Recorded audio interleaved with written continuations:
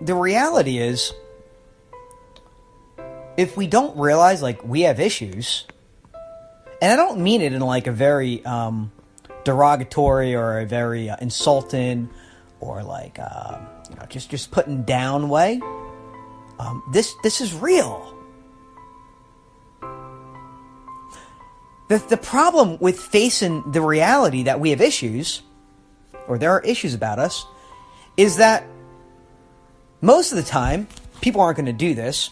They're not going to think about it. And if they do think about it, it's short-lived. It's not going to continue to occur. And it will just come and go, and maybe just fizzle out, not really even be much of a concern or a thought. Because the mind, which is the unrealized part of this, is in charge. Everything you do comes from your mind.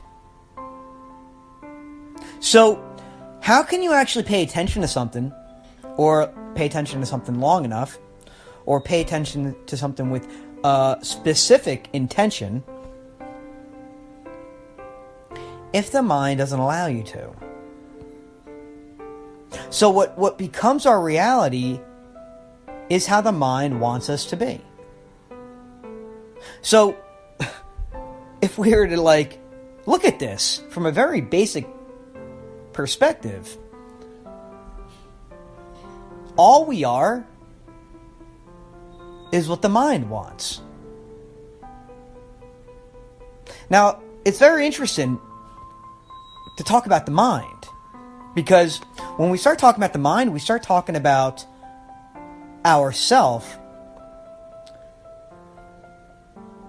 in, like, a second person point of view.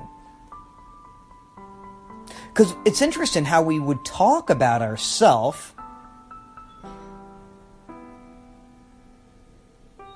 being controlled.